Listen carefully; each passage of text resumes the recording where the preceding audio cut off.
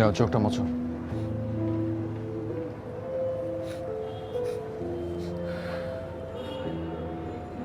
এখনো 6 দিন সময় আছে। 6 দিনে অনেক কিছু করা সম্ভব। কিচ্ছু সম্ভব না, বাবা তার কথার বাইরে যাবে না।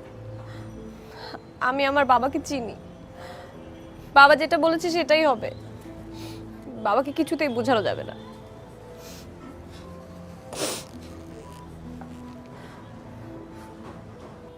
চুপ করে আছো কেন? কি করা যায় ভাবছি। চলো আমরা নিজেরা বিয়ে করে ফেলি।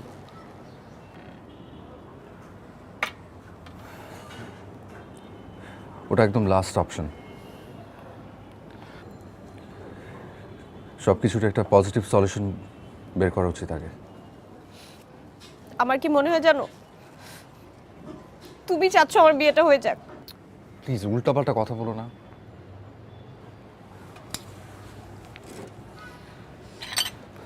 তুমি তোমার তোমার বাবার সাথে কথা বলো আগে।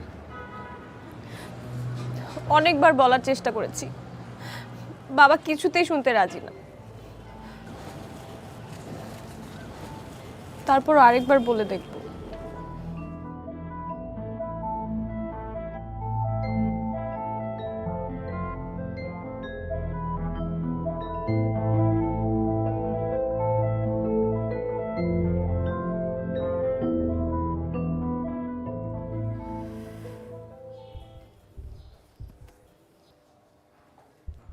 তুই কি ওই ছেলে সম্পর্কে কথা বলতে এসছিস? যদি তাই হয় তাহলে যেভাবে সুন্দরভাবে এসছিস সেইভাবে তোর রুমে চলে যা। বাবা আমার কথাটা একটু বোঝার চেষ্টা করো। ওই ছেলেটার ছাড়া যে কোনো বিষয়ে আমি কথা শুনতে রাজি আছি। বাবা আমি তোমার পছন্দ করা ছেলেকে বিয়ে করব না। বিয়ে করলে আবিরকেই করব। তোর এত বড় সাহস, বেয়াদব মেয়ে! আমার মুখের উপর দাঁড়িয়ে বলছে আবিরকে বিয়ে করব। আবির একটা অযোগ্য ছেলে, ও মাত্র 40,000 টাকা বেতন পায়। এই বাজারে 40,000 টাকা দিয়ে শুধু তো বাসা ভাড়াই হয়, আর মাসিক খরচ, ওষুধপত্র, খাওয়া দাওয়া, এগুলো আকাশ থেকে আসবে?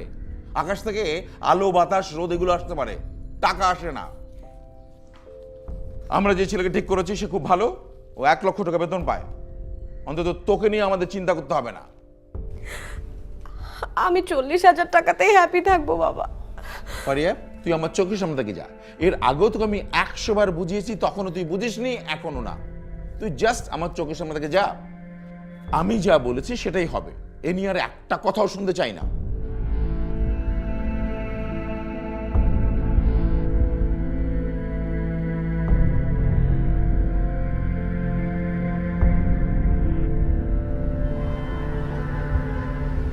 আর মাত্র 5 দিন বাকি। চলো আমরা আজ রাতেই পালিয়ে যাই। বাবা যদি আন্দাজ করতে পারে আমরা এমন কিছু করতে পারি, আমাকে আর বাড়ি থেকে বেরোতে দিবে না, আটকে রাখবে।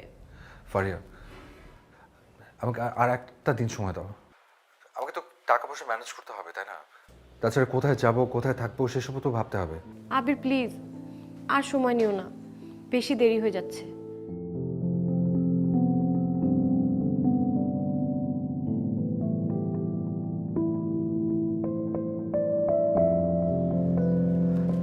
তাহলে আজ রাতে 8 নম্বর সেক্টরে আমি একটা গাড়ি নিয়ে অপেক্ষা করবো। তুমি তুমি বের হওয়ার আগে আমাকে কল দিও, ওকে?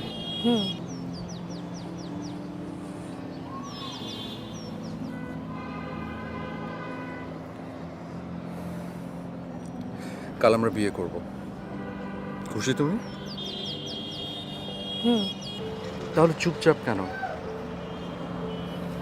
বাবা মার জন্য খুব টেনশন হচ্ছে। এটা জানতে পারলে ওরা দুজনেই অসুস্থ হয়ে যাবে। যদি কিছু হয়ে যায়? সব কিছু একসাথে মাথায় নিলে কিচ্ছু হবে না। হয় তুমি পালানোর চিন্তা ছাড়ো, না হলে বাবা মার চিন্তা। চলো তোমাকে নামিয়ে দিয়ে ব্যাংকে যেতে হবে।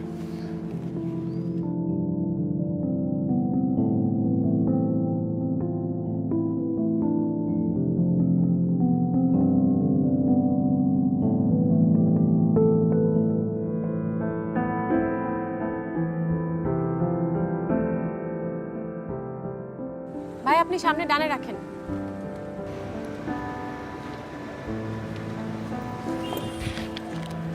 আমি নিচ্ছি। ওটা আমার।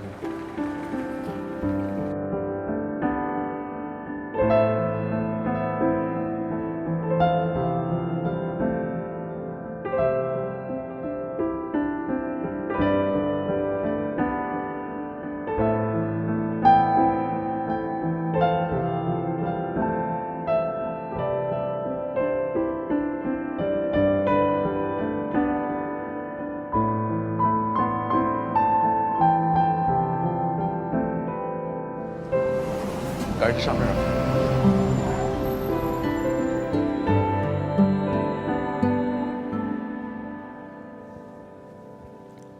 আমরা এখানে কেন আসলাম? বাসার সামনে অ্যাম্বুলেন্স কেন?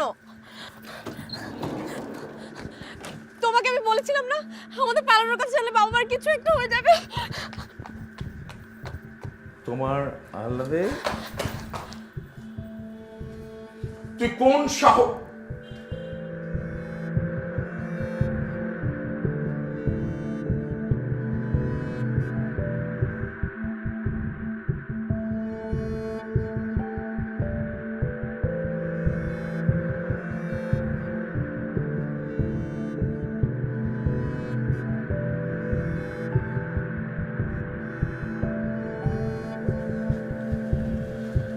আসসালামু আলাইকুম। ওয়ালাইকুম আসসালাম। আমি আবির, একটা বেসরকারি কোম্পানিতে কাজ করি, 2 বছর হলো। আমার মা আর একটা বড় বোন আছে। খুব বেশি না, 40,000 টাকা বেতন পাই। ফারিয়া বলছিল যে আমাদের পালানোর কথা জানলে আপনারা অসুস্থ হয়ে পড়তে পারেন, তাই আগে থেকে 2টো অ্যাম্বুলেন্স বাসার সামনে দাঁড় করে রেখেছি। আমরা পালাতেই বের হয়েছিলাম,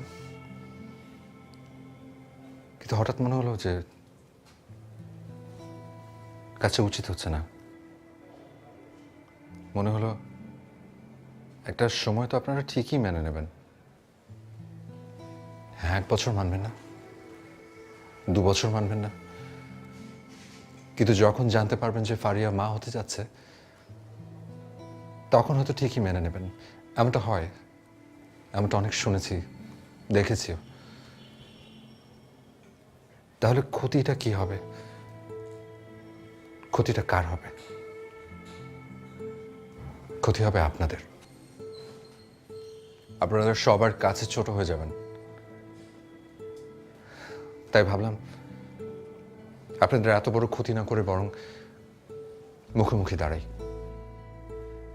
ফারিয়ার কাছে শুনেছি ওর যার সাথে বিয়ে হওয়ার কথা হচ্ছিল, ওনার বয়স বোধহয় 33-35, অনেক বেতন পান, 1 লাখ টাকা। আমার বয়স 28। আমার মনে হয় আমিও যখন আমার 33-35 বছরে আমিও 1 লাখ টাকা বেতন পাবো ইনশাল্লাহ। শুধু এই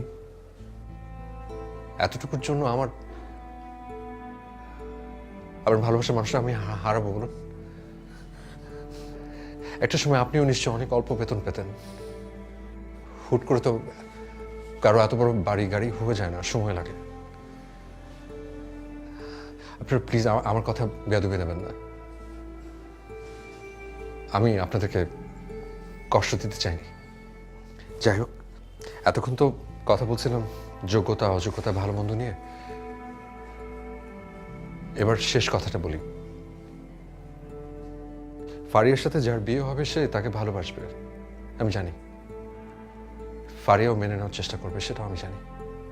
কিন্তু ওর মনের কোথাও না কোথাও একটা আমি থেকে যাব। কোনো না কোনো মুহূর্তে একটু হলেও আমাকে মিস করবে। ছোট্ট একটা জীবন, এই জীবনে কি এমন হওয়া উচিত বলুন?